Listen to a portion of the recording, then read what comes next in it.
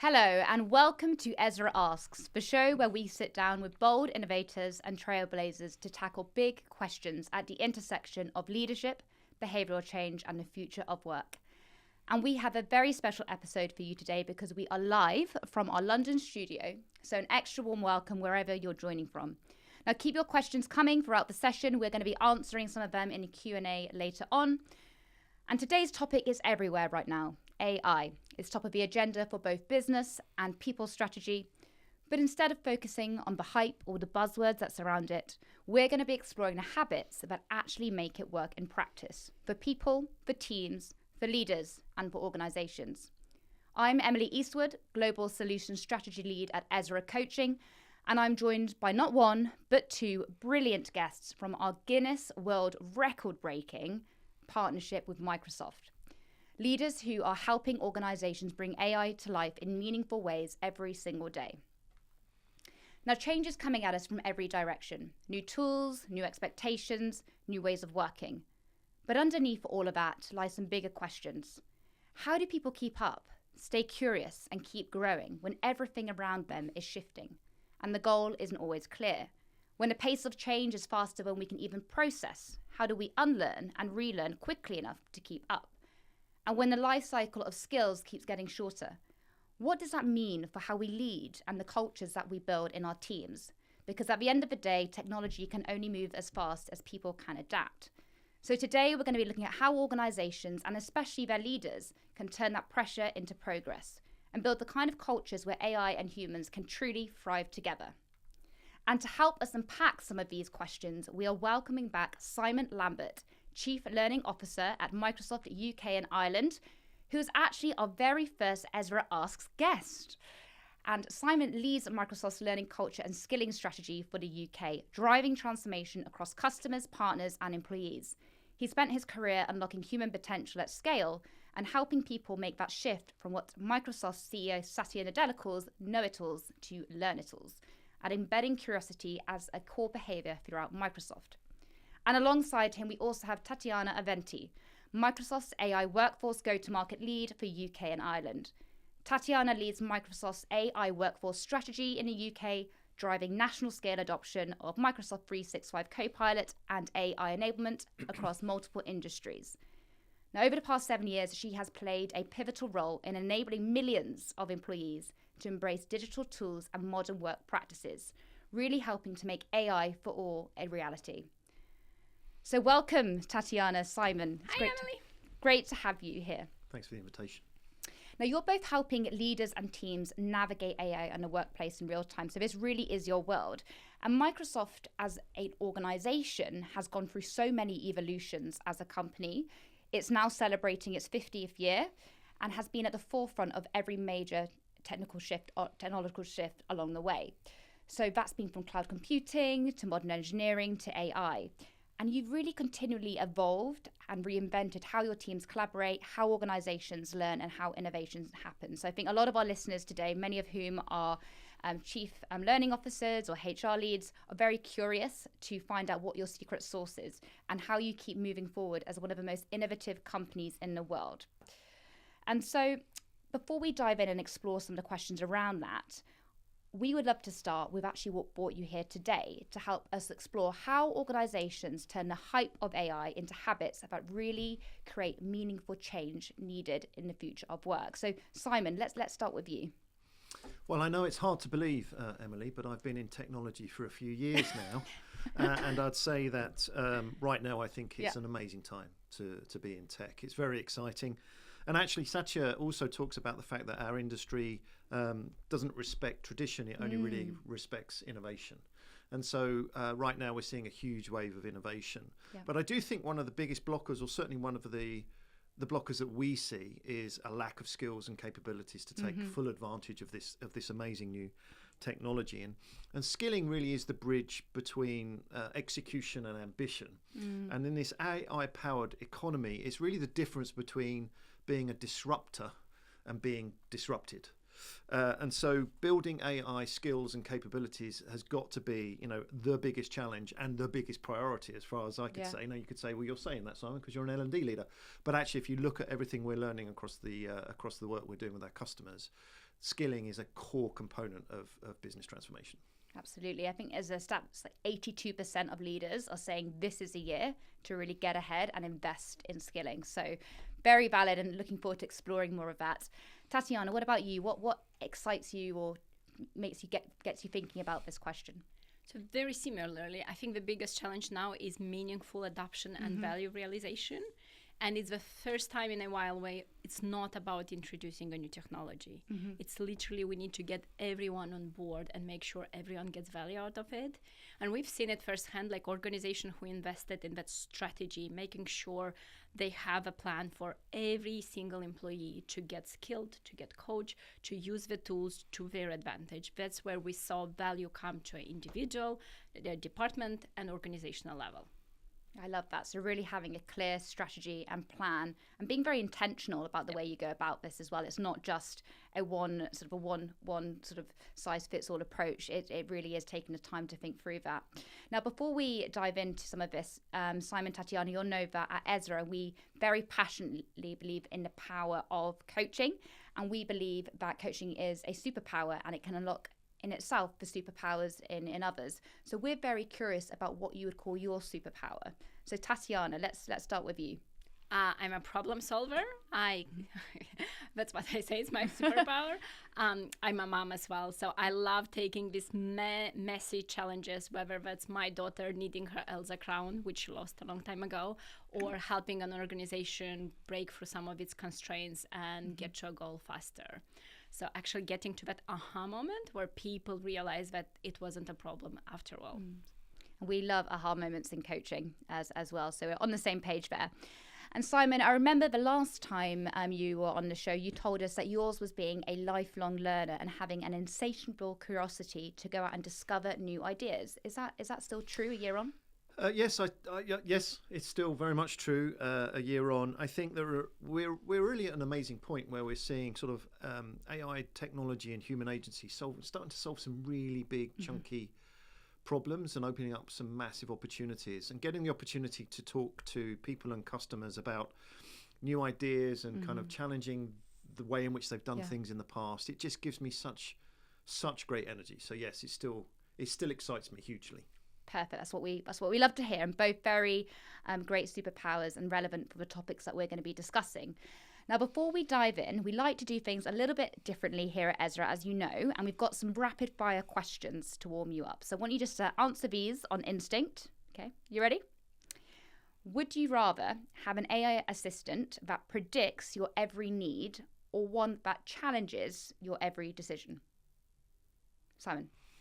I would like an AI assistant that can predict my every need based on patterns of my previous decision making, so I know it's already decided for me. So really sort of leaning to the data. Well, there's a bit of both. Yeah, interesting. Okay, love that. That's a very well thought out answer to have off the cuff. So yeah, thank you. And Tatiana, what about you?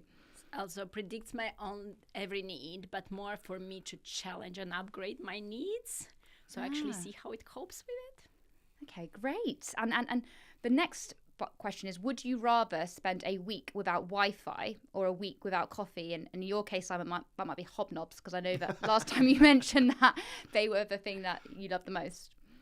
Well, I love nothing better than a cappuccino or an espresso with maybe a little shot of Sambuca with it. But I would actually go with, I don't think I could go without Wi-Fi and being given the access to all the information that I love reading. So having all that information at your disposal. Tatiana, what about yourself? It depends. I can live without both on the beach with my family, which wouldn't be that great, like to actually afford that. Yeah. But as a working mom in London, I think I need my Wi-Fi and I need my Copilot. Honestly, I use it every day, 1,000 times a day to think through and make decisions. Yeah. I need my Copilot. I love that. And on the topic of Copilot, what is your favorite Copilot prompt? My favourite is, what have I missed? So it's a great way just to catch up with things. Yeah. I think actually you shared that once with me, that, you know, if you're late to a meeting or something and you can just be literally like, what have I missed? What have I missed? Gets me up to speed really quickly. Perfect. Yeah, very handy prompt. What about you? I love messy brainstorming, so I usually tell it, take these messy notes and structure them in challenges, solutions, and next steps. And it actually brings order to my life. I love that. So taking quite complex ideas and all that sort of great stuff you're thinking about and breaking it down into a structure. Yeah, both great ways of prompting. So let's dive in then. As we mentioned at the start, AI is everywhere right now, but I think a lot of the organizations that we work with are on very different points in their journey. So some are merely just sort of starting out, they're experimenting with some of these tools, others are properly scaling it. And I think that, we're hearing this everywhere, but the appetite is there, but a lot of people are still stuck in that pilot mode. So the technology is ready, but what's missing is maybe the behavior, the habits that are taking root. So for today's focus and shifting away from technology for technology's sake and towards the missing piece, what leaders and organizations can do to build those right behaviors and mindsets that are needed to move the needle on AI and digital transformation. Now, Simon, you often talk about AI not just as that tool to integrate into the tech stack amongst other tools, but as a fundamental transformation in the way that we work. So what does that look like in practice, and thinking about some of those organizations that might just be starting out as well? Well, I don't think there's any doubt, certainly in my mind, that AI is redefining how we work. It's a brand new fundamental shift, and it is really all about how we can help change the habits and behaviors that people exhibit to be able to take full advantage of that. I think real transformation happens when leaders think about how AI will be a catalyst for really helping drive that change in their organization.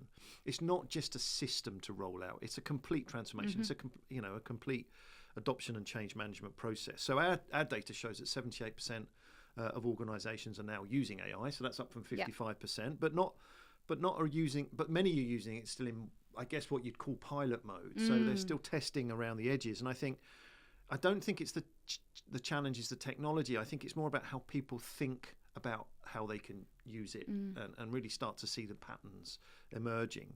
I think leaders that think about AI as part of their transformation, embed learning and curiosity in that process, are the ones that are seeing the lasting impact. And I think that's really important for this community of people on this call, because we're all desperately trying to ensure that we have a proper seat at the table when it comes to driving transformational change across our businesses.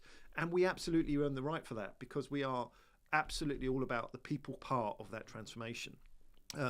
I think the other thing I'd say about when people think about this is typically in a sort of technology transformation in the past, it's been very much for the few, right? It's been a small group of individuals across an organization who maybe be in the IT department, and they're the ones that are the tech savvy people that we go to first, and they're the ones that are expected to drive that transformation. And I think AI specifically and generative AI in particular shouldn't be limited just to the tech savvy, because it's every single person across the organization. Every person should be able to elevate their work as a result of the AI economy that we're now looking into. So workforce transformation is a critical component of this. And what we see is those people that understand that it's a transformational change that we're driving, learning and curiosity is at the heart of that, and behaviors are kind of underpinning that, are the ones that we start to see progress. And we've been through this journey ourselves, right? Yeah. So we know that we've seen a huge amount of opportunity to really challenge the way in which people work and behave. And I think I'll just give one example, because typically when I start a presentation, and I've said this many times before, is like I ask the question to the floor, is how many people are using some sort of generative AI solution, and everyone puts their hand up, and everyone feels good about that. And they say, well, how many of you used it first thing this morning to tell you what your day looked like and how you were going to maximize your time? And nobody puts their hand up. And I think that's the kind of the challenge that we're facing, is it's got to be something that we embed into our behavior right from the start of every single day. Yes, and what I'm hearing is it's not just about using on a one-off, but really seeing it in a different light when this is actually how you get your work done now. And I love that example that you shared. And Tatiana, from your perspective, you're often going into companies and organizations and really getting hands-on with what they can do to implement good AI practice. How do you help people see AI as something that can augment and support them, maybe rather than something that can replace them? Because I think some of the challenges, Simon, you alluded to as well, and some of the blockers maybe that people might be a bit worried about the role of AI and see it as just for those technical sort of savvy people. Yes. So yeah. I'd like to start with why. And the answer to that question is usually work doesn't work. We've done a research, I think it was about 2 years ago, when we found out that most of the people are burned out. We have too many meetings back to back. You don't have time to focus on the work you really want to do. If you do have time, then you have this blank page syndrome where you don't know where to start, what is the best practice. And all of that trickles down to the bottom line because you have a churn in the organization, you have a bad culture, and actually no one likes to be burned out, right? And when AI entered and this concept of a frontier firm, I think we've seen a shift. And the shift came from we can get rid of that busy work and we can focus on other things. So think of the frontier firms, there's like 3 stages. So the first one is humans with AI assistants. And I think we're all living that, to Simon's point. You get up in the morning, you're like, what my day looks like? Can you draft this email for me? Can you help summarize this huge contracts? This is document I got overnight. So it keeps you do the work you do a bit better, a bit faster, which is great. And I hope everyone who listens is at least on this stage. The second stage is a bit more exciting because it's you being empowered by agents. So it's human agent teams where in our team we have someone with research expertise, which is actually an AI agent. Our researcher, you can ask him, can you research this new market we want to enter? Whether it's an analyst, can you do an analysis of our sales for the last, month or a year, whether that's a facilitator you invite to the meeting to take the notes and then shares it with the whole team. And this is where this concept of there's going to be workflows instead of organizational charts or like teams, because you empower your team with agents that do specific things. And the third stage, which is the most exciting, is where we set direction for agents and agents do something end to end. And you don't intervene unless there is an exception and you have to. And this is actually think about customer service, getting a process from someone called in to report something into actually resolving the challenge with the information that agent had to hand to offer to the customer.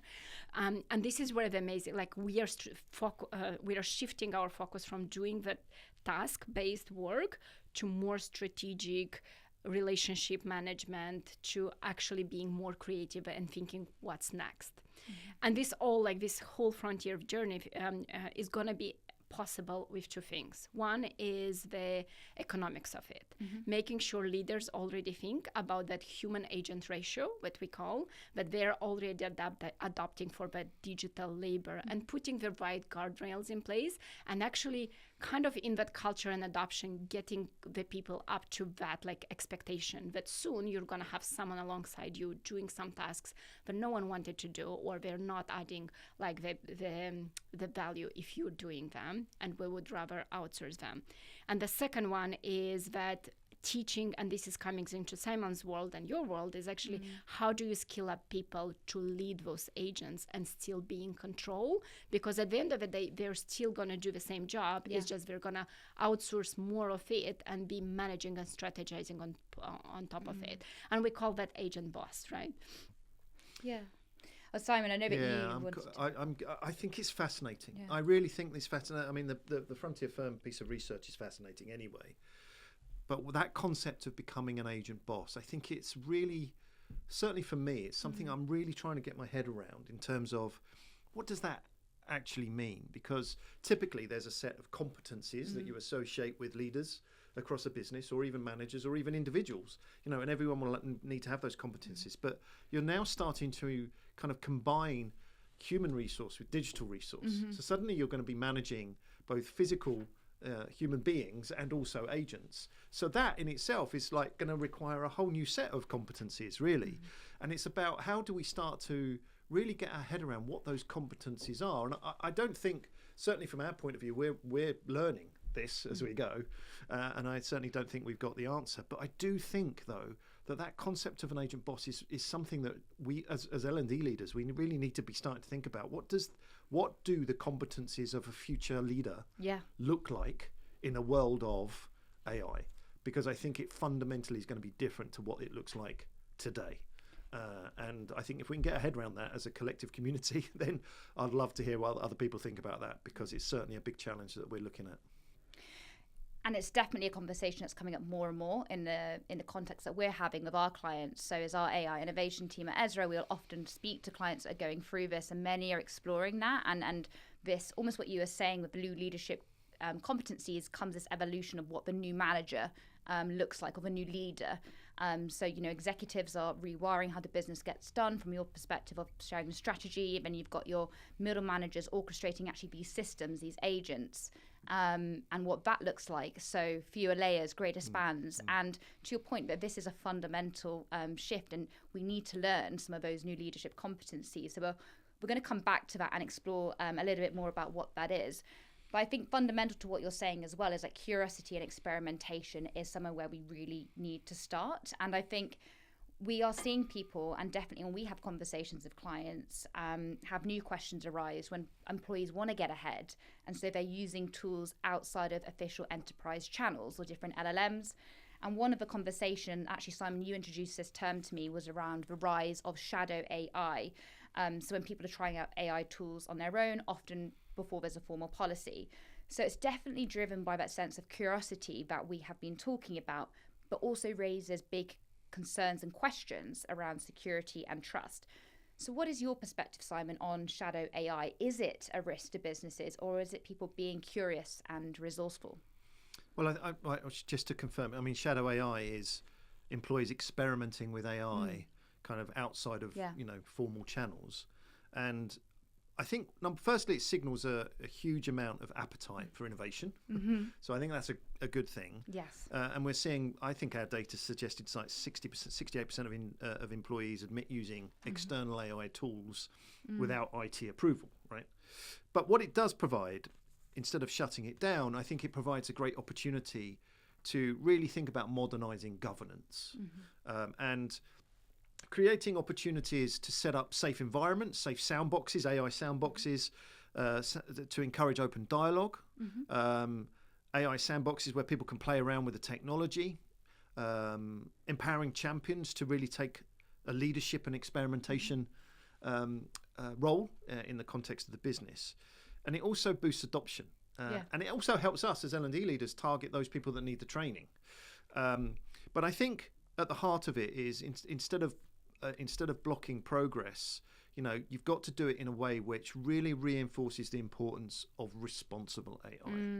And people need to understand, certainly in the context of our organization, we are very focused on responsible AI. We have a very strict set of AI principles that we kind of adopt. We work on AI by design.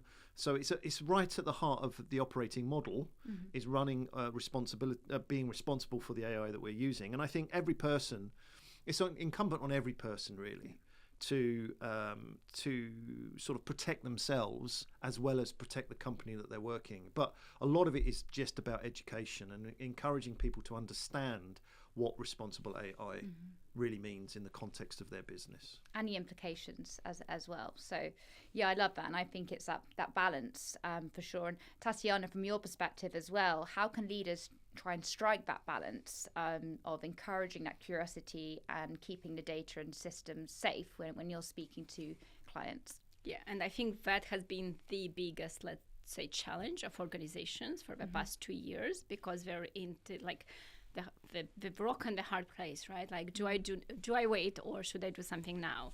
And there are a couple of tips they can follow, right? The first is making sure the foundations are secure. And the advice here is both for IT, actually striking a partnership with line of business leads on how they would support that experimentation. So setting data access, governance, compliance, making sure they're all aligned on the tool, like actually showing that IT is going to be their partner into the AI journey and basically supporting the business to understand what's allowed and what's not allowed. The first is that structured experimentation that Simon was alluding to.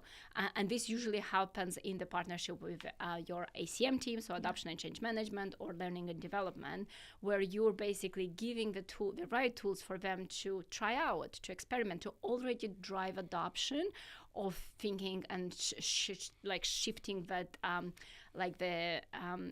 the skills that people need into actually using AI in their day-to-day job. And the third one is measuring, optimizing, making sure they stay on top, and they, as we said previously, just don't launch the tool and see what happens, but actually make sure it's the right tool, it gets the value that the teams need, and they have the support needed to get the value out of them, like with the training and skills they have in place. What I would say, figure out what you have currently in your ecosystem and what's the safest bet for you. Biasly, I would say Copilot Chat is a secure enterprise security tool you have, which has the latest model, that has the GPT 5.0, which has launched in August, that your team can use now in the M365 environment for free. So this is actually giving them something to start building the skills whilst IT figures out everything else, how they're going to build agent governance and all the other complex things that are going to come along, but giving them enough to start working on it. Yeah, thank you. And I think that's a really sort of wise point in so far as going out and seeing what you've got in there throughout your enterprise and making sure it's right for you. And I think with tools like Copilot as well, that they're enterprise grade security and trust, so it's a really great tool to use. And I think getting people to experiment and use them is all very well, but a kind of what is much harder is then getting that change to stick and the behavior change to really actually be sustained beyond the training, because training can give you the tools, it can tell you what to do, but actually it's the culture and the reinforcement from leadership that we see can often make habits stick, and other tools and tactics as well. So Tatiana, when you've worked with some of your organizations and clients, you talk about Microsoft's champion model. So there's people inside an organization who champion these new ways of working. How does that model reflect the new kind of leadership that we now need, especially as organizations are flattening and evolving? So if Microsoft adoption story is my favorite adoption story because both me and Simon were part of it, and it was a fun experiment we've done with the teams.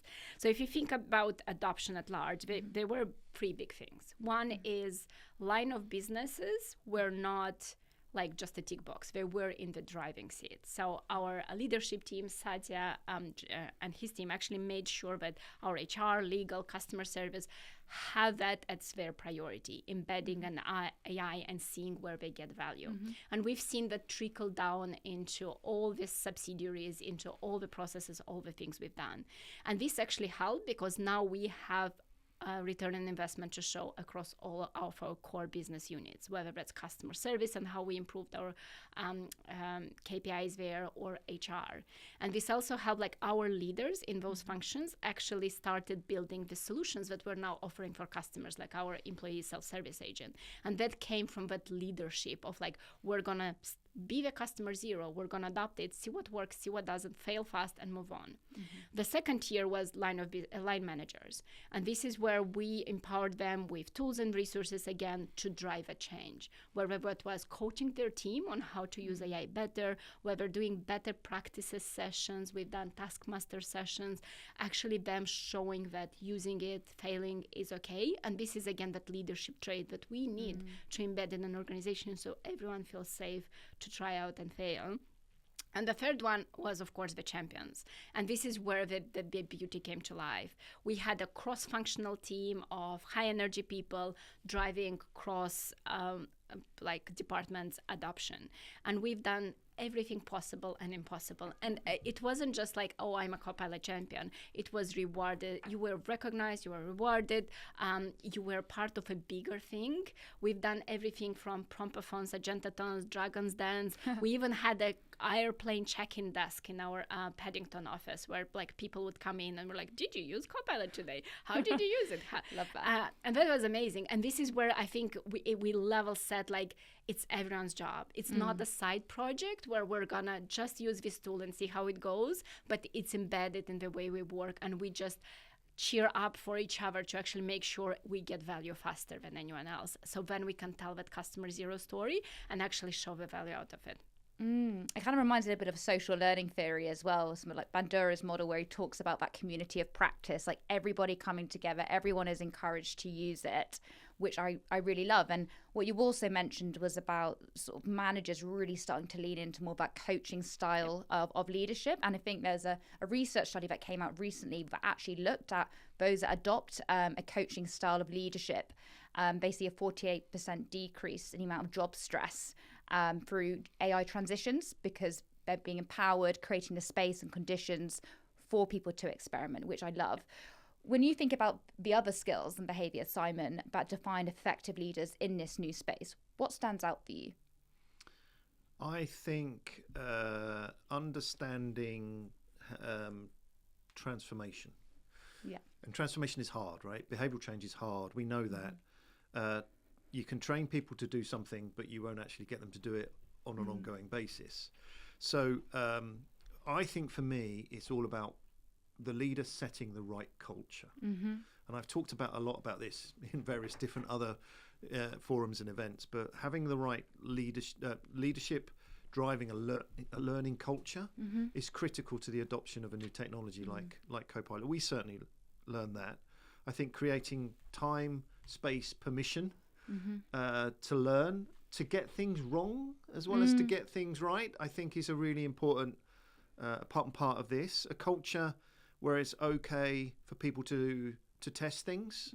And I also think that as part of that, I think leaders need to be very comfortable in showing a degree of vulnerability. Yes. Because I don't think anyone can say that, and we can't say this either, right, that we've got it perfectly right at this point, because we're all kind of learning as we go. But that setting the right tone and creating the right culture for me is exactly what we should be getting our leaders to do. And then demonstrating that they're part of that by exhibiting the right behaviors.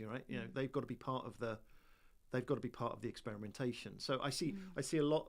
I talk to a lot of customers, and I see a lot of organizations where learning is done to other people and not to the leadership team, and actually it should really start with the leadership team, so they can then model the right behavior further down the organization. So I think for me it's all about setting the right culture. Yeah, I absolutely love that and agree with that. We see that a lot of the time when it comes to transformation, be that because of a restructure or digital transformation or AI, role modeling and setting the conditions for change are so important. And I think leaders as well, what they're grappling with is this is new, so new for them too. And I think you touch on this, when something is new and as people find kind of AI can be a bit scary. It's not, we know it's not, but there's definitely some misconceptions around it. People are nervous about getting it wrong. So they just put their head in the sand and just say, I'm going to do the same thing and I'm just kind of going to disengage. And, psychological safety and what you're alluding to create that growth mindset really helps people to create those conditions for change. And you talked about just now, like leaders modeling that kind of safety. What else can they do to get people feeling confident to try new things? I think there's a couple of things. I think what we've learned is actually embedding AI into the learning has really helped, because we've been testing our own learning agents where individuals can actually talk to an AI agent specifically about how to address customer challenges or go sell particular products. And what we've learned is people love to be able to interact and role play in a safe, non-judgmental environment. So when you're working with an AI agent to do that, the feedback we've got from the people that have been doing that is this sort of conversational learning is an environment where they feel safe and they feel non-judgmental, and they have a customized learning experience that's unique to them. And the feedback from the learners has been incredibly positive. So the first thing I'd say is, how are you integrating AI into, the learning journey that we're asking people to go on? And that's clearly part of the frontier firm that, that we're looking at. But the second thing I'd say, and actually it would be wrong of me not to bring it up on this podcast, is the role of coaching. Because I think what we've learned is that when people are providing that coaching type leadership experience, which is very curiosity driven, it almost encourages people to go off and kind of experiment themselves. And we obviously came to you, and I came to you and I said, look, I've got this idea, I've got this hypothesis that I think coaching can be an equally important part of an adoption and change management process as much as learning, training.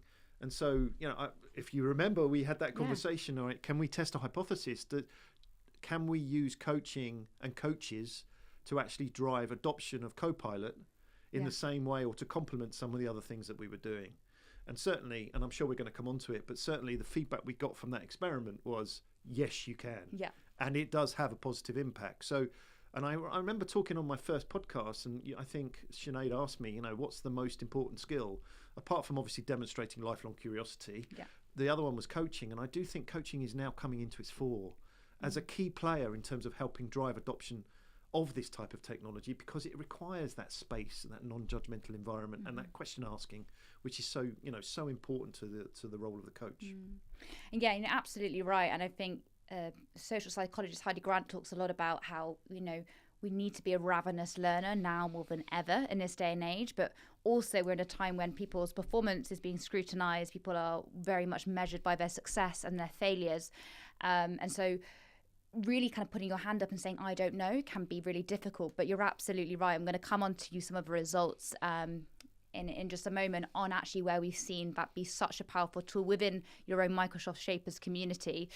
And Tatiana, from your perspective as well, and getting people to move past that hesitation point and experimenting more openly, have you learned anything personally from when you've seen this and any of the organizations that you are working with to adopt more of a coaching-like style? So what we've seen at the biggest, I think, Copilot rollouts is people feel more open to use it and actually get value out of it when AI feels safe, useful, and human. And to what Simon mentioned earlier, and what we did at Microsoft is providing those safe spaces to learn and experiment. Early on, when we launched Copilot in a bunch of organizations, we tried and did a couple of experiments. Is it leadership communications that are going to drive value? Is it prompt-a-thons, which is basically a day bringing in your whole team, trying to experiment, what can we do with AI? Can we build new type of services? Can we solve some of the business problems? And the answer was all of it together. It's actually having a different styles of learning, meeting everyone where they are, and trying to kind of tailor that, urge to use AI to different needs, because we all learn differently. But showing that the organization is all in on it, and we have these secure spaces you could use it. It's okay to fail, but also celebrating the wins, having champions to share. We have a great example from one of the organizations where the learning team was trying, doing a lot of trainings and here's how to use it and so on. And one of the champions just recorded the 2-minute video which said, this is how I really use Copilot. And that went viral. They had 50,000 users in that first day because people were like, this is a great prompt that, John is using. I'm going to start doing as well. And this is what we see happening is basically this guerrilla learning that you will. It's actually, there's no boundaries anymore. See what works for your organizations. Right? Yes, they try different methodologies and different ways of making things stick. And I think we very much believe this as well. Learning is not a one-size-fits-all, and meeting people where they're at is so important. And I think once that curiosity starts flowing and the experimentation phase is past, now what we're seeing from leaders is sometimes, I'm saying, well, how do we measure success? How do we actually know that it's working? So you've got some of those metrics around kind of Copilot utilization of licenses, logins, prompt counts. But does that really show real transformation? And when you look at AI adoption, and maybe Simon, you can take this, how do you separate those vanity metrics actually from those value metrics? Well, you have to measure, you have to start somewhere. Yeah.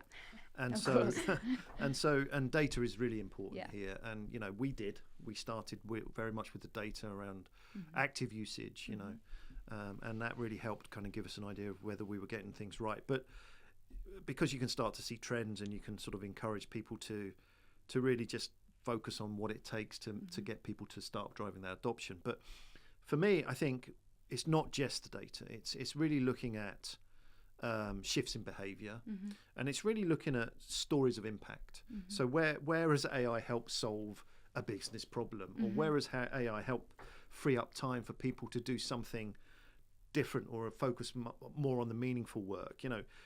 And I think the more that people are using AI to solve problems and are able to articulate how they solve that problem, whether it be enriching employee experiences or bending the curve of innovation or whatever it may be, the more value we start to see in those experiences. So I think it's a combination of the both, but I particularly like the stories because I think that really showcases how this technology is driving change. It grounds it in a bit more what's like meaningful and human, but sometimes moves beyond data. So I love that essence of storytelling.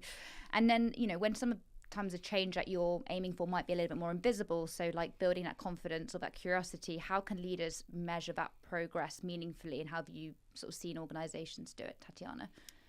I would say that like having a strategy that would measure at the end what we're trying to achieve is very important, because like we have smartwatches which tell us how stressful we are.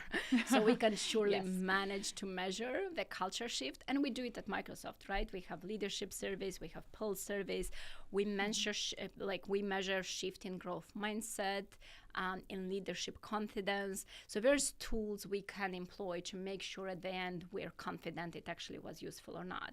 But I do agree with Simon that like dashboards is not what matters at the end. It's that culture shift.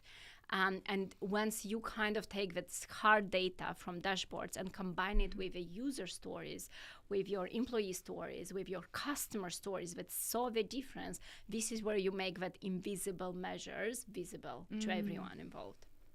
I love that. So to bring together of the data, the stories, and that human impact as well. And that's something that's really shown up in our partnership over the last few years with Microsoft, and something that we're really proud of. And we've seen that really that behavior, that mindset shift, and also the kind of the objectives of the program be met through coaching. And we've coached more than 7,000 people actually on one program. And this was the program that prompted you to come in, Simon. I do remember when you walked through the doors of your hypothesis about how we could tackle AI adoption with coaching. And in one joint program, we coached over 7,000, and we saw real change take hold, real transformation. And that even earned us a Guinness World Record, which we're very proud of. It sits on our desk at reception. And that hypothesis that I guess you were talking about, Simon, was that coaching can really bridge that gap, that knowing, doing gap, that intention to actually then taking some of the learning and put it in practice. Because at the end of the day, it's not just about systems, it's about enabling new habits and change. So I'm going to talk a little bit about that Microsoft AI Accelerator program. And for those of you that might not be as familiar with it, our AI Accelerator program is something that we've built in partnership with Microsoft and the Modern Work team. It's a short, sharp 8-week journey tackling the biggest roadblock to AI adoption, which is everything that we've just talked about, human behavior. And the first component of it is really that personalized development. We know, as Tatiana mentioned, that learning is not a one-size-fits-all approach, and coaching can really help to meet people where they are. So we have our Gen AI specialist coaches who've been upskilled in Copilot, who really help personalize each of those journeys and meet the participants where they might be using Copilot in their own unique roles, be that in operations, be that in marketing, and creating that safe space to say, you know, I don't want to admit this, but I don't really know where to start yet. How do I just get started, and how is this useful for me in my role? So really removing that sense of being judged and just getting started. And then, of course, we've complemented that with behavioral nudges as well. So really bite-sized learning. And I think, Simon, you've talked about previously that in this day and age, the attention economy is just so rife. I think we're interrupted something like every 2 minutes. It's like 270 times a day, which is wild at work. And so we have taken some of the Microsoft content, which really showing you how to get upskilled on Copilot, and put that into digestible bite-sized nudges grounded in Microsoft's IP to really help build those habits that stick. And then through there, we've seen that AI or sustained AI adoption. And we know that it is an event. I think we can all agree that what we've been talking about is very much an ongoing journey. It is moving so quick. And coaching has helped to reinforce those habits through reflection and application, embedding change at every level and some really clear ROI. And more on that, because we piloted this with Microsoft Shapers community. So these are very much your internal champions who already have a very high level of AI fluency and that curiosity piece that we spoke about. They are the ones that are driving adoption from within, but also with customers as well. So helping teams and clients to experiment, to learn, and to lead by example. And in even such a high AI literate group, we saw incredible results. And these kind of blow my socks off, quite frankly. 39% increase in AI-driven decision-making, which means faster, more confident calls based on that better insight to validate the instinct, which is just incredible when you think about how just freeing up that time can then lead to a 24% improvement on those key priorities. That when AI habits take fold, that focus and that follow through improves across teams, and then a 22% automation of routine tasks, freeing up time and energy for higher value, more strategic work. Which is where we really want to be spending a lot of our time at work. So I think it's just incredible to share some of these stats, and especially from a pilot group within Microsoft is amazing. And we talk about the stories and you've got the data and that element, but also we receive some really great anecdotal feedback as well, and a really confidence boost and curiosity in actually how AI can support them. And some of the leaders were saying that as a result of the program, not only did it help them increase their things like their decision making, but it actually helped them to become more coach-like and help to think about how they could play it forward. So by using and working with a coach, they then understood how to break down some of these concepts and then communicate that with their teams and clients, which I think is an incredible example of the ripple effect of coaching. So we are thrilled with the results from the program. It's really kind of tested the hypothesis and proven the hypothesis that coaching can move the needle from I tried AI once to this is now part of how I work. So we are really, really thrilled with that. And since we are live today, we'd also like to take a moment just to answer some questions from the audience. We've had some coming throughout the webinar. So let's have a look now and hear what is on your mind. So I'm going to have a look at the screen and just see if we can have some questions. Whilst you're doing that, I just want one thing I just wanted to say. Yes. On the EZRA AI Accelerator was it's a great example of where human agency working with a tool like Copilot can help drive and accelerate adoption. Because I just had this thought that wouldn't it be great if a coach could ask their coachee, have you thought about asking how Copilot can help you solve this problem, whatever that problem is, to then drive the coachee to use Copilot to solve that problem. And so what we're seeing is a result of that hypothesis coming to life. But it's a great example where they work side by side. In tandem. Yeah, I love it. It's like they're keeping that human in the loop element as well, which I think is really important too. So we've got a couple of questions here.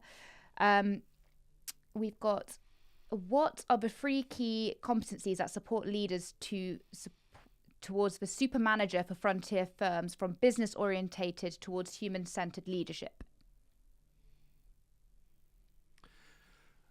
So leadership competencies, so I think firstly, I think understanding what a frontier firm looks like, which is really about information on demand, on tap, a combined workforce of human and agents, and the ability to really think differently about how organizations line up. Right, so just the core concepts of what a frontier firm is a great place to start. I think also in terms of a super manager, if there's such a thing, is really just trying to make sure that there is a recognition around behavioural change, because honestly, it's the thing that we've learned the most, right? Which is you rolling out a technology like Copilot, which is so reaches so broadly across every person in the organisation. Everyone in the organisation needs to be given the opportunity to take advantage of it, and that's a very different approach to rolling out more traditional types of technologies. So I think understanding that behavioural side of things is a really important part, and then just a willingness to be vulnerable and try new things. That would be for me some of the new kind of ways in which leaders need to approach this business challenge. And anything to add, Tatiana, from your perspective? I'd say one other thing would be empathy and leading with empathy, because we've discussed it in today's podcast. Is we are all on different journeys. You're in the same organization, but you're running your own race for you, for your team, for your organization. So it's making sure, I think this is the human traits that are still so key, is making sure we're designing those new core units of work with human and agents. You have that empathy for everyone involved to actually build it so it works for everyone. And that patience as well, because people are going to be at very different journeys. People might be a bit worried about what this means for them. We talk about it a lot, the FOBO, the fear of becoming obsolete, and that is a concern. And we need to be empathetic as leaders. And we met with another client yesterday as well, who's very much leaning into the sort of what you were saying about being courageous, being vulnerable as a leader, and that trust is really the new currency in the age of AI. We've got a couple of other questions up here. So from Simran, how do we handle reluctance people have when training AI agents or becoming agent bosses, since it can signal replacements? And I think we've just touched on that a little bit, but anything else that you would add? Well, actually, in the research that we've got, that we asked people about how they feel about working alongside AI, and actually, where people actually, I can't remember the actual data, but there is a piece of data in there that suggests that people are actually very comfortable with an AI agent that can actually help take some of the productivity challenges away from them. Yeah. So actually, that and those people that are able to kind of feel that way are able to be more productive and apply themselves in a better way as well. So we're actually not seeing. I think there is you've got to recognise that people are uncomfortable and a little bit worried about what this is going to do. It's one of the big challenges that we all face, right? Yeah. Which is, how is this going to change the shape of jobs? And I think that our position on this is, actually, it will change the shape of jobs. It will create new jobs, and it will change existing jobs. Yeah. But nonetheless, it provides opportunities for people to be able to kind of look forward and say, well, how do they want to ultimately embrace this technology to be able to make sure they're relevant moving forward? And I get very excited when you think back to the whole kind of internet craze and social media, right? Who'd have thought we'd have had a social media marketing manager, right? But they are now rife across many different organizations, right? So you think back to that technology and now to this technology, there's going to be so many opportunities that pop up over the course of the 5 years we just don't know about. So I do think there's a realization that actually this is a real opportunity if we want to embrace it. And those people that are embracing it are actually seeing the benefit of it. And I encourage people to go and take a look at the Frontier Firm, because there's some really interesting data in there about that. Yeah, and I love it. And you mentioned also agent boss in that question. And agent boss is definitely not about replacement. It's how can you evolve yourself, like skill up to use those agents to empower you to do better. So actually, you become that superhuman, super user who does manage a bunch of agents on your behalf, and you just do more with less and have some time, and you're not burned out. So again, start with that why you're doing it. And I also think, like, from a harsh perspective, you can't afford to be on the sidelines, because your fear, like, it's gonna become a reality, right? Yeah. If you're not embracing it and you're not getting that agent boss mentality. Yeah, and I think that is like finding the time as well to do it, because I think especially a lot of what in learning and development, a lot of people say, I just don't have time. So being really intentional about how you have the time as well. But this is where the whole discussion around leaders have to be the ones setting the time, setting the priorities, setting those experimentation places and times, so people could actually do that, because they are gonna kind of bear the burden of having an employee force that is not skilled up to use all of this amazing technology that is coming our way. And I think I've read somewhere that it was only like 9% of roles are going to be fully automated. The rest will be augmented. And so I think if that kind of gives people some of that, hope reassurance of being, replaced, I think that is, like, to your point exactly, this is just a new way of working, and something that if you sort of set yourself up to be supercharged in this way, is just going to reap the benefits. So yeah, thank you for sharing that. And from Elise, what is the best practice for a human-agent ratio? So I'm going to interpret that as, how do we get that ratio right of human and agents? That's a very good question, and I think the answer is we don't know. Yeah. And that's because we're learning we're in the same boat as everyone else. And yes, where maybe some of our departments got to that a bit faster, like if you think about customer service, we've done some optimization in HR, but at the end of the day, it's going to depend on your industry, your size of a business, what skills you have in your organization at the moment, and what's the vision for your organization moving forward. And also, like if you think about agentic AI, everyone is kind of still in this POC piloting mode. We're just seeing autonomous agents come to life. So that human to agent ratio is still to be defined for most of organizations and most departments. So actually you can decide for yourself what is the right start and where do you want to kind of get to. Okay, I love that. And I think that's, putting your hands in, we don't all know yet, but also thinking about what is going to work best for you and your teams. And I guess kind of thinking about some of our listeners on the call today, hopefully a lot of what we've talked about has been so useful in thinking about how we approach that growth mindset piece, how we think about behavior change over time, creating psychological safety, and also a measurement and how we measure what this change look like. And really importantly, how coaching can help be that catalyst for change as well. And I think at the heart of it all is one simple truth that we all agree on, is that AI transformation is really human transformation. So it's been a great discussion. And if I may, have a couple of final closing questions that we'd love to ask you. So Simon, if you had one piece of lasting advice to leaders to help make AI habits stick, what would it be? I think